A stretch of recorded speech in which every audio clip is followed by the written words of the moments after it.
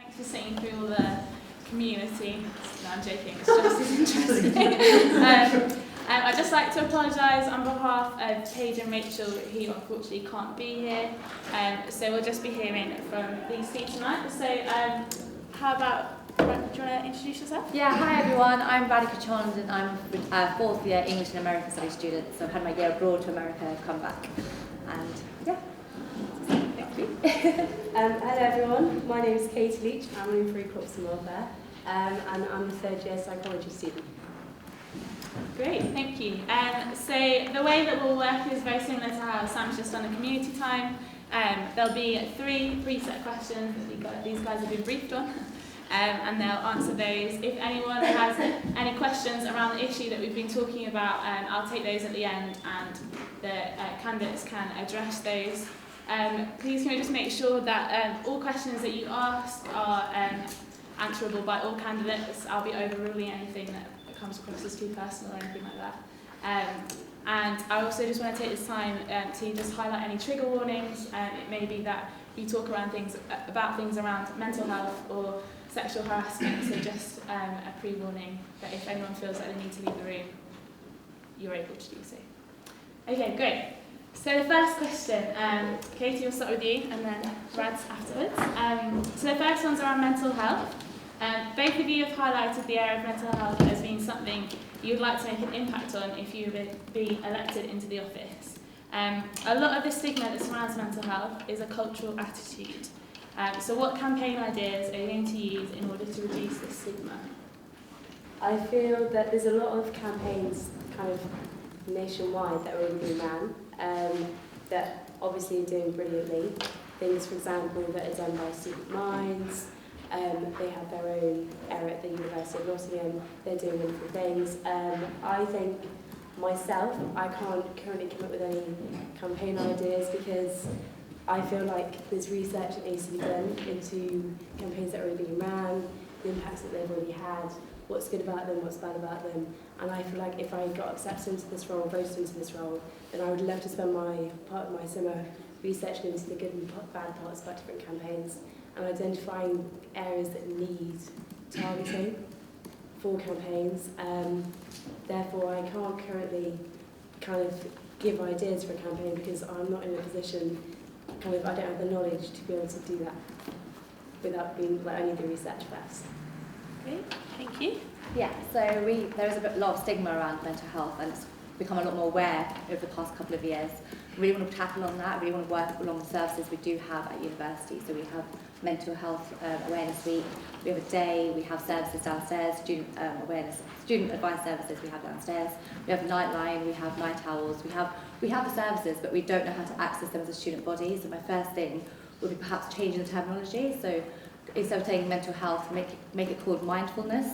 That way it sounds a bit more inclusive. I don't know if that would work or not, so I would like to run that by my students, but it's just an idea. And working alongside the established services on campus to make it a lot more aware. I feel like by talking about the issues, we will get down to the way of solving it. Like Katie said, we don't know the right answer, but it's through trial and error, it's through sampling, through our services that are evident and that do work. But it's working upon a closer relationship with our students and asking you exactly what you would like to see and what you would think you would benefit from. So, yeah, definitely. Involving you guys is definitely the most important and pivotal point. Oh, and one extra point is continuity is key, so establishing the idea but making sure it's refreshed. That's what my manifesto points. Making sure the services continue refreshed in a student's mind so that from day one to graduation you guys know exactly where to go when and that you're never left floundering in a panic. So. Yep, great, thanks Rad. Thank you. We have a representative for Rachel. Ed, if you'd like to come and join us. Nice t-shirt. Thank you. I'm sorry, Rebecca's had a bit of a panic attack. What are you doing? So I'll just ask the question and you can answer. I'm sure you know Rachel's manifesto back to front. I do quite well. So the question was around mental health. We've all highlighted that the area of mental health would be something that these guys and Rachel would like to make an impact on if she got elected into office. But a lot of the stigma that surrounds mental health is a cultural attitude. So what campaign ideas does Rachel have that's going to reduce this stigma? The biggest one she has on her manifesto is a campaign called Talk About It. So that's the campaign where basically we get loads of students together, it'll all be online and videos, that sort of thing, and it'll talk about sort of difficult ideas, that sort of conversation. So it'll be stuff like mental health. There'll be other things like racism and other difficult topics like that. So everyone will get together and talk about it respectfully. After that, everyone will know how to go about it, and these sort of things will be sort of normalised. Great, thank you very much. So from that we had things around working with student minds, but noting and waiting until they're in office and finding out research about what issues are coming up and developing campaigns from that. We've also using the services that we've got downstairs and making people feel more comfortable in talking about them, using things like mindfulness and making it a bit more inclusive, or using different terminology to make it more accessible. And then Ed spoke on behalf of Rachel about her Talk About It campaign. Ensuring students feel that they have the capability to talk about these things if they feel that they would like to. Do we have any comments or questions from the floor about that? Essentially, how do you ensure that the campaigns or the steps that you take to reduce the stigma around mental health, how do you ensure that they kind of continue and build on, and kind of almost like they continue in the year after you're in office, and that they are part of a bigger picture with the SU kind of working towards eradicating the stigma? Okay, yeah. So the campaigns that kind of go on, so when I was bringing my manifesto together, I spoke with Sarah, I spoke with many welfare groups and networks and societies in order to come up with my manifesto. So I kind of got points as to what's already working really well and what can be improved. Therefore, I feel like the person who's right for the job the year after me, if I got the role, they would hopefully follow these footsteps. So they would then speak with these groups, they'd find out the campaigns that are working. The Students' Union would be backing the campaigns that are working, and hopefully they will then be continued by future people who are in the roles in the future. Reducing stigma, the first step is talking about it. The University of Nottingham does pride itself in being a very welcoming space. The university itself does, we do welcome all aspects of life or opinions.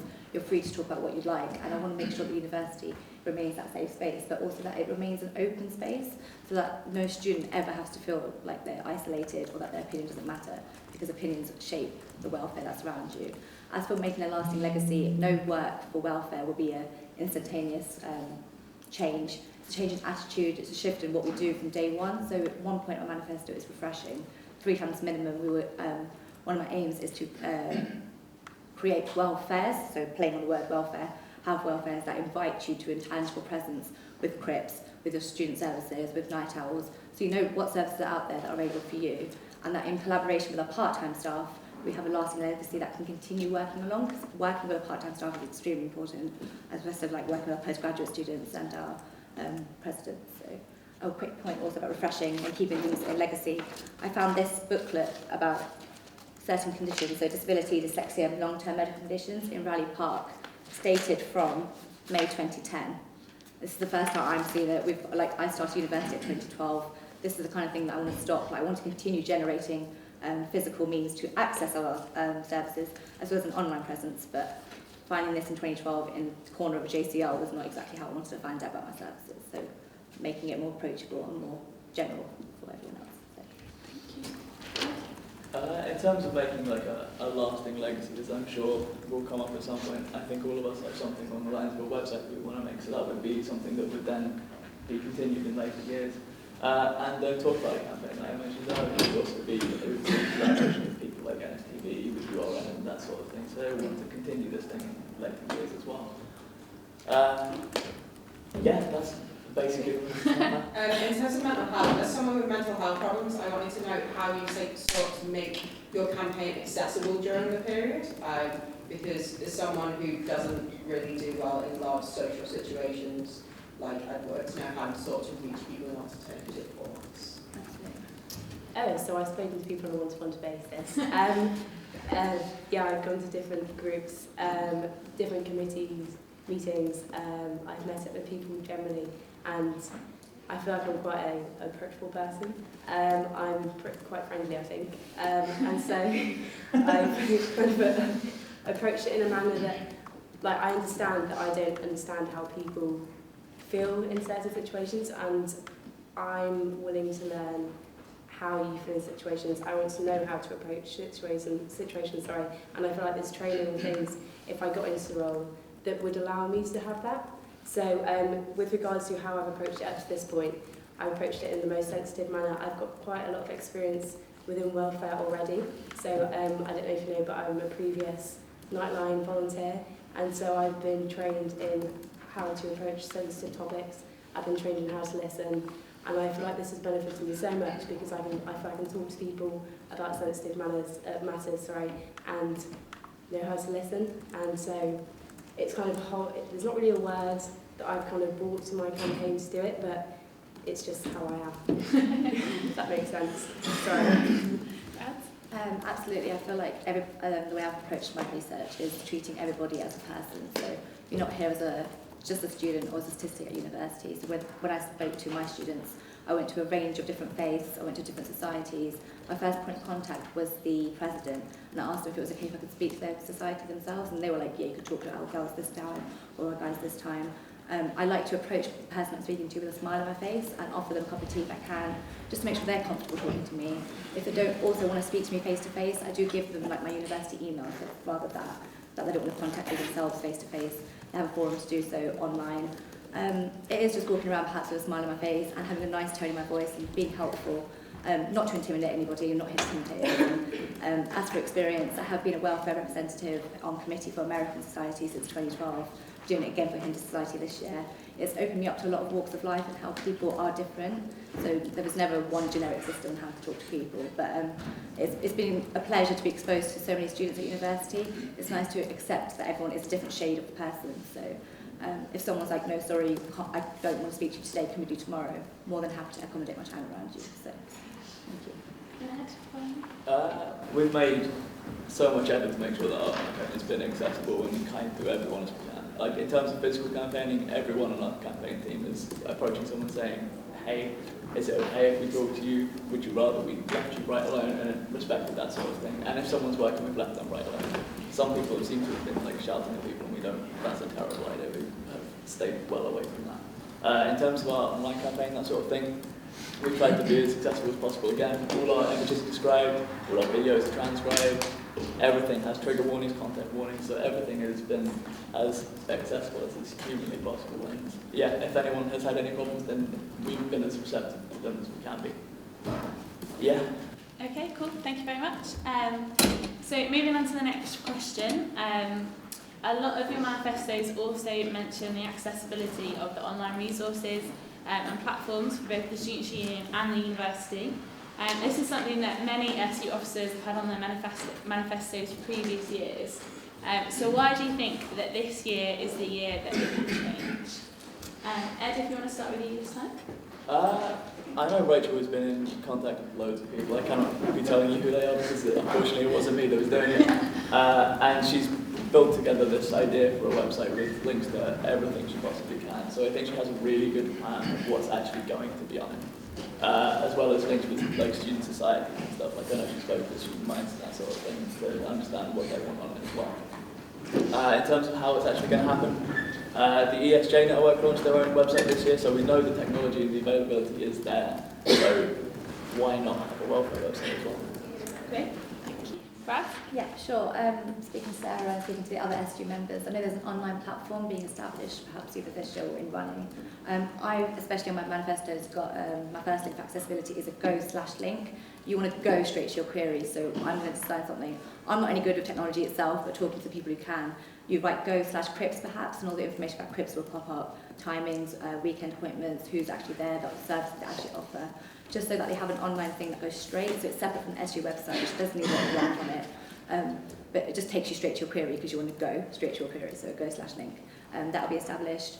I am social media manager for Impact this year. It's taught me a lot in the roles of how to engage with people. You guys don't always want to see like a photo and a caption. That's like long outdated now. So we need a lot more online presence, but a lot more physical presence. This was great to see. It's very clear.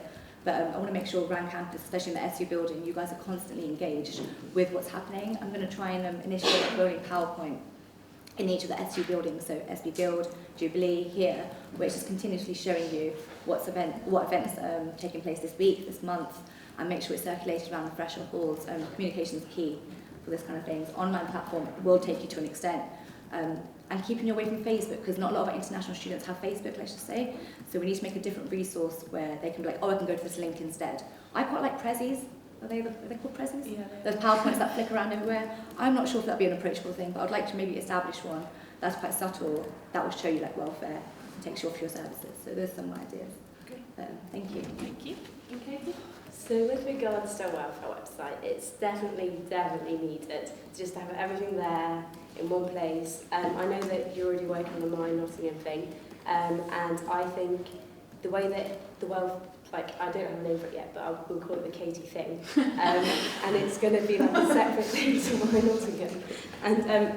And basically what it would do, I want to create a welfare network, which is going to be made up of all of the welfare groups, societies, so there'll be like a representative from each thing. So for example, from Student Minds, from Nightline, and all of the other welfare things. And they will be there, we'll have regular meetings throughout the semesters, and they will be kind of the basis for this network. And they will work together alongside me in creating an online resource that will then have all of the information about the services. It will increase the communication between the different services in order to make things a lot easier to be ran, a lot easier to be planned, and it will have everything there. And I think having these representatives from the different areas is the best way to create the welfare website online, because at the end of the day, they are the people in the know, and it needs to come from them.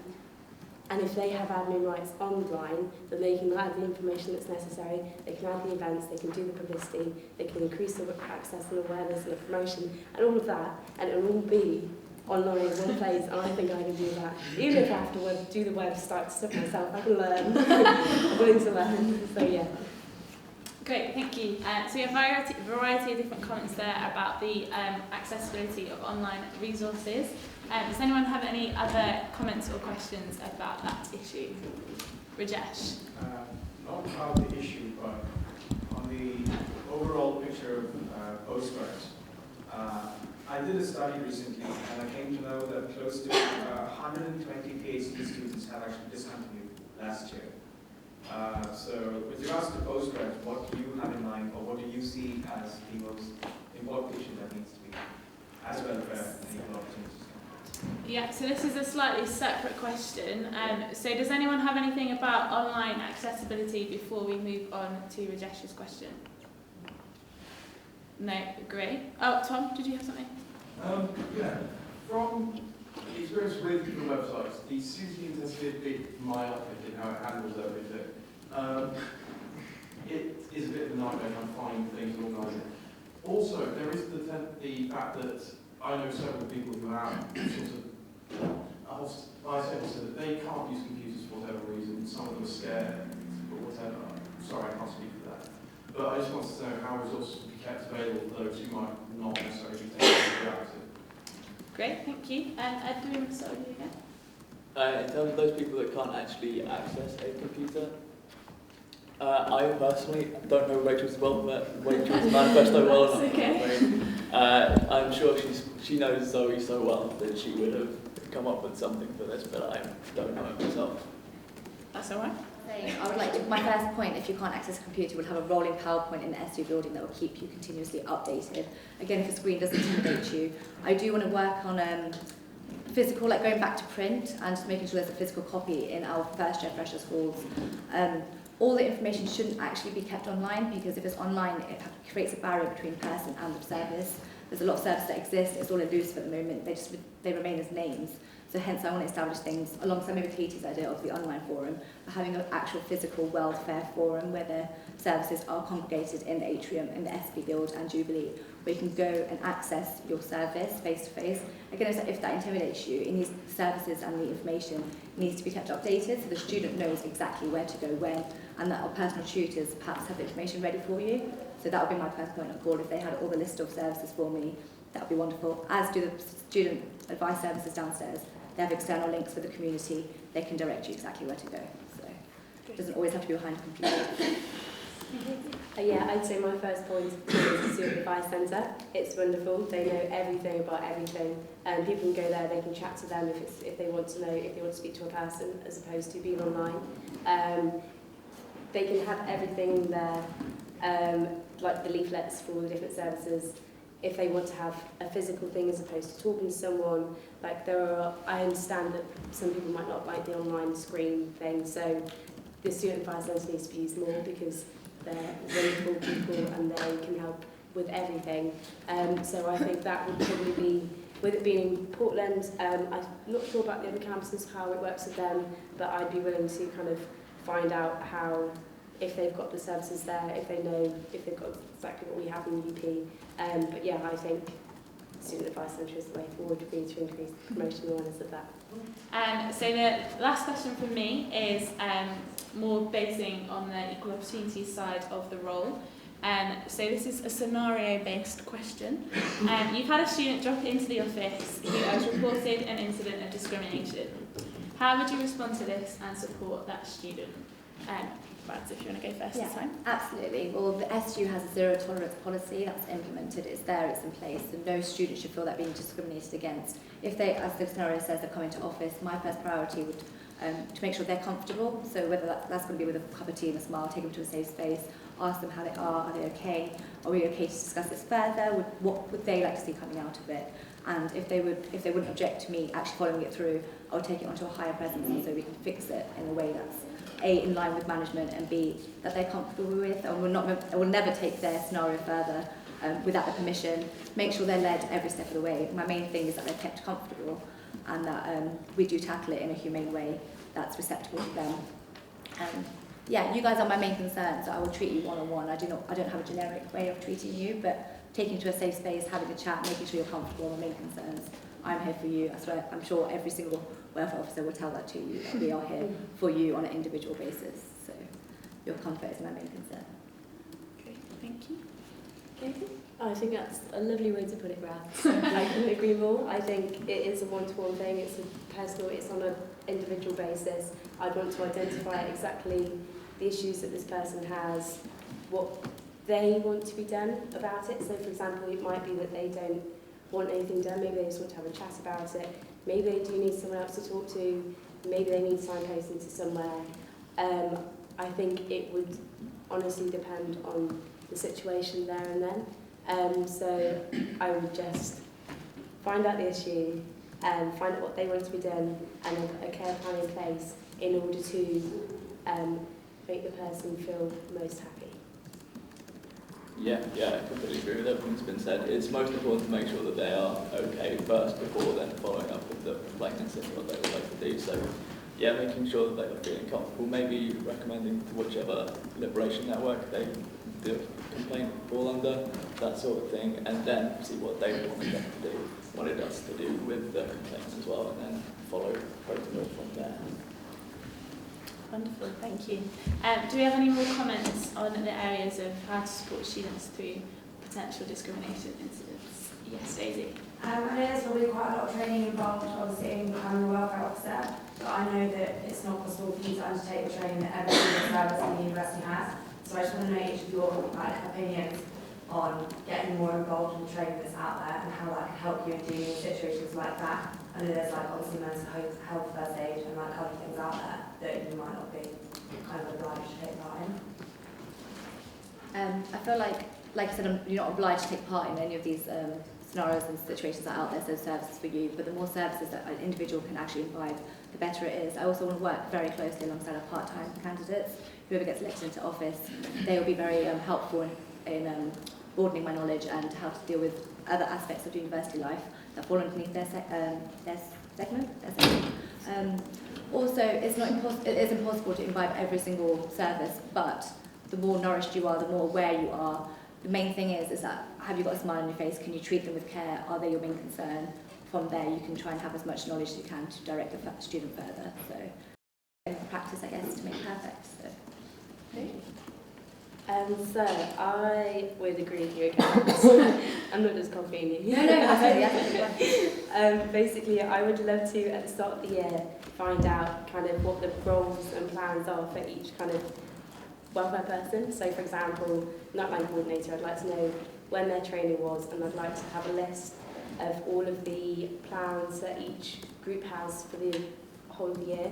I live in an organisation, so I'd like it all to be written down. Obviously things change, I'm flexible, I can work with change, but I'd like to be able to know what's happening, so I can go to their training, give them the support they need, and then throughout the year keep check on, like, for example, if they've got a big thing coming up and they're going to go to training for that, I want to be there, I want to support them, and I want to be in the know about all these things.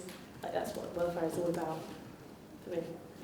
Yeah, again, I agree. I think at the very minimum, crisis training would be required of a welfare officer, and after that, attending as much training as possible, really. Yeah, that's all of it, really. Yeah, You've said a lot of it. Okay, wonderful. So that's been 3 questions from this side. Thank you very much for any added questions. With focus on postgrads actually discontinuing the course. A lot of them happen to do it, and it just happens under the nose, doesn't come out much. But having a chat with each of the PG cells in the departments, I came to know that close to 120 PhD students discontinued last year. So have you done some work on this, or have you found a way to handle discontinuity of the course? Fantastic. Ed, do you want to start? Yeah.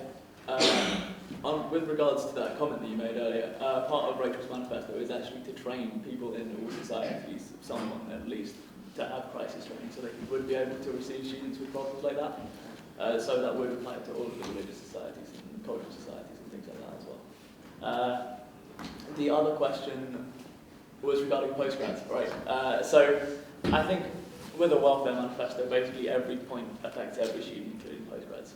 So the welfare website would be something that would affect postgrads too. And I think with more access to even with just the welfare services we already have, because we do have a lot, students just don't really know where they are. I think if even postgrads could just see where they were, it would help a lot.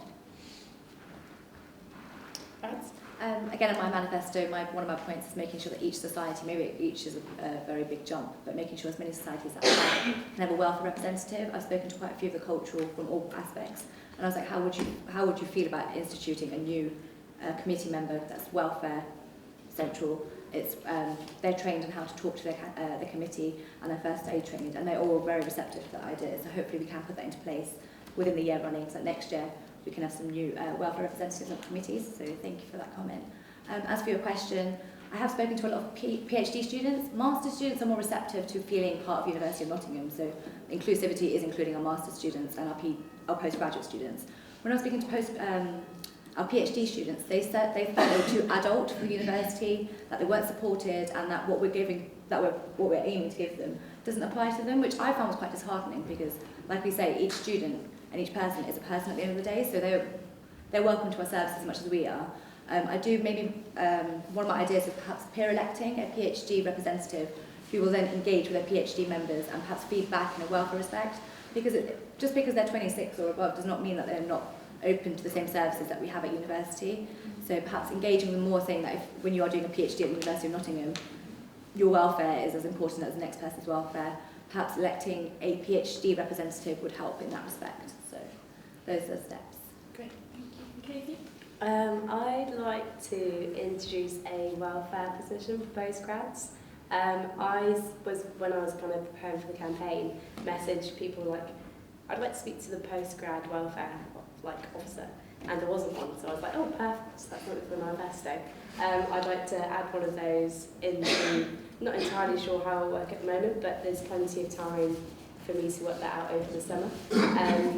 And basically they would speak with postgraduate students, they'd speak with the, I'm sorry, I can't remember what they're called, the Committee for Postgrads. Sounding board. They'd speak with those and speak with the postgrad officer and myself in order to identify any issues that affect postgrads that don't affect undergrads, because we're all people at the end of the day. Like we let kind of experience similar issues, but I'm not a postgraduate, so I would love to be able to have a postgraduate welfare officer that can speak with postgrads and identify issues with postgrads that maybe I'm not aware of, So I'd like to learn what these issues are and then work alongside the postgrad officer in order to make these things better for them. Scotty, would you like to jump in? qualify that one point? Postgraduate welfare officer, you're talking about like a hypothetical new full-time officer with the union, new part-time officer. What does that actually mean? So that's quite. I'm just trying to get a grip on what that means. Sorry for the vagueness. So basically, it would not be a full-time role.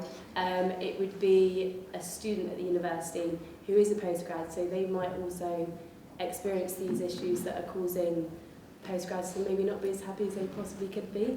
So they'd probably work alongside the sounding board, so they can kind of all come together because they're people from all over. So they've all got different experiences. They can chat to people. They can bring issues together. I'm all about bringing people together, as you might have got from our manifesto. And so that's how that would work if that answers that question. So would it be, in a sense, would it be more like an LGBT officer or a course rep if you were to put it on that sort of scale? I might have to create a new scale. a new scale that doesn't cover either of those. You know, anything's possible.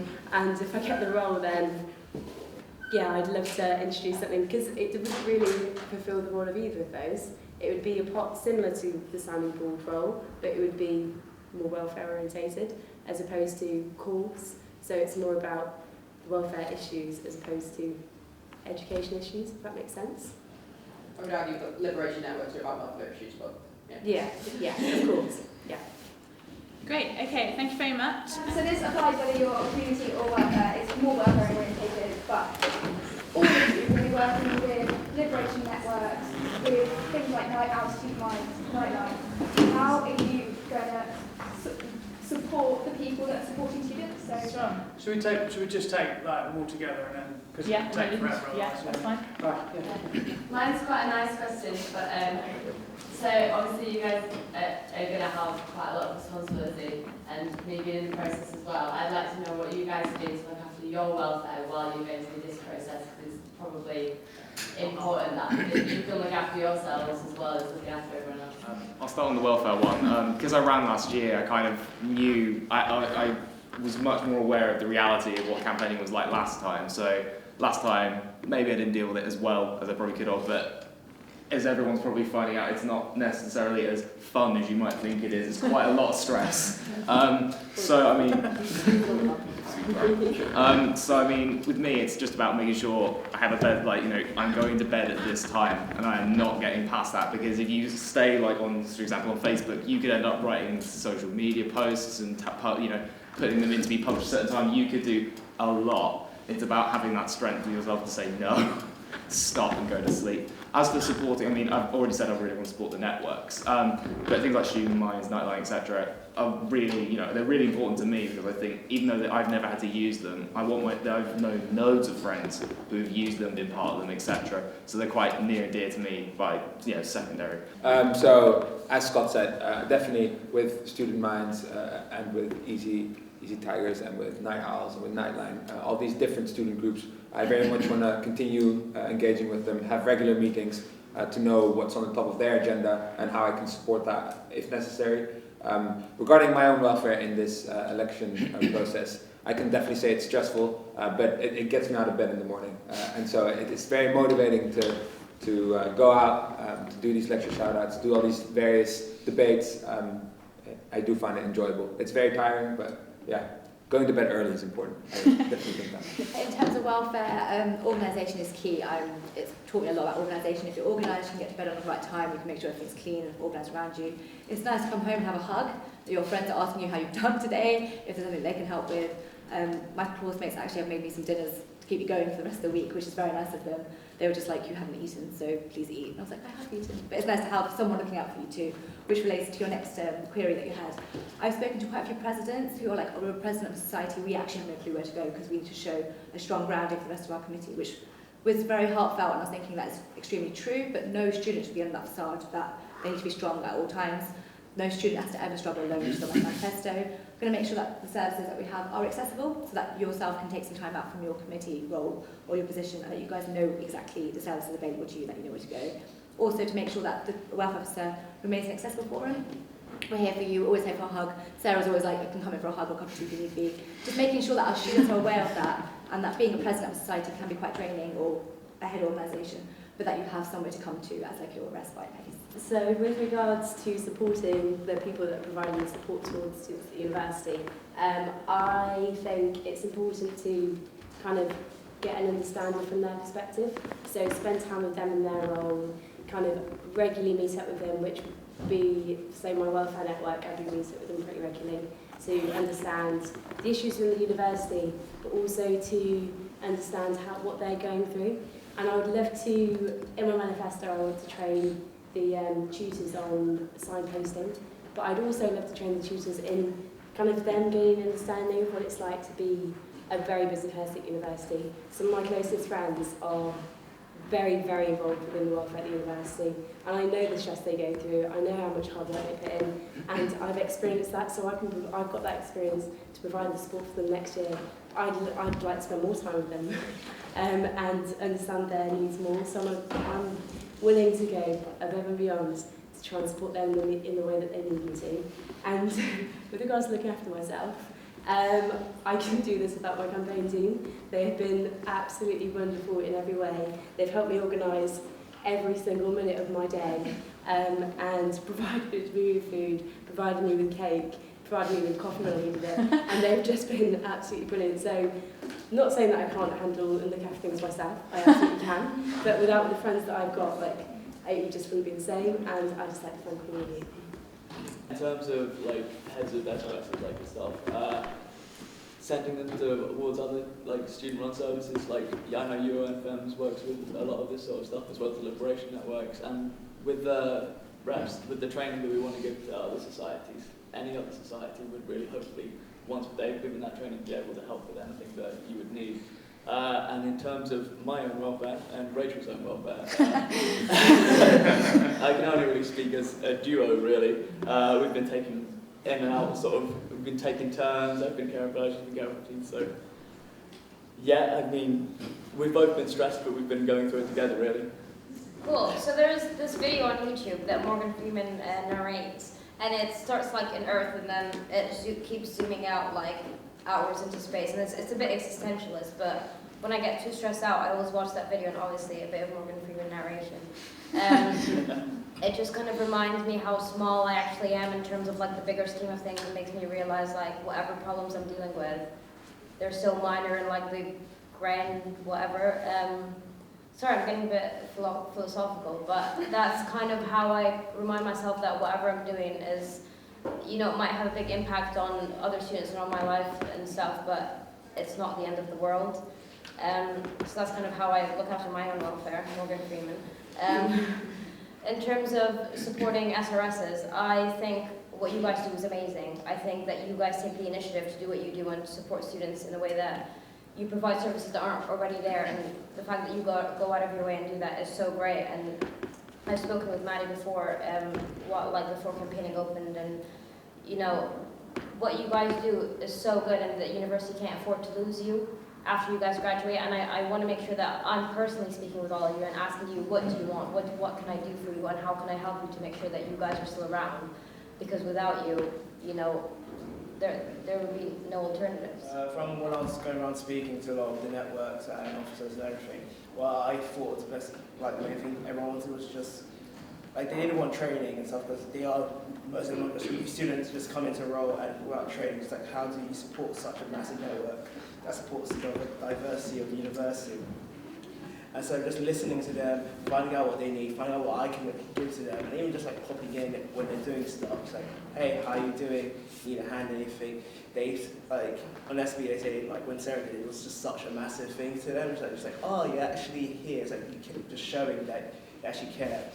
As for how to take care of welfare, if anyone knows, I'm like quite a proudly display my inner child. So I'm always smiling, dancing, talking to friends. I like to play puzzles, and I like to stay friendly with all the other candidates, because like we're all going for the same stuff. Someone's going to get a position, and you want to make sure that everyone's feeling right when the time comes. So it's like everyone's points. Well, lovely note to end on. Yeah. Thank you all very much for coming to this. We hope it's been an interesting conversation, and now we wait for the viewing figures to soar. Okay, so thank you very much for coming. Cheers.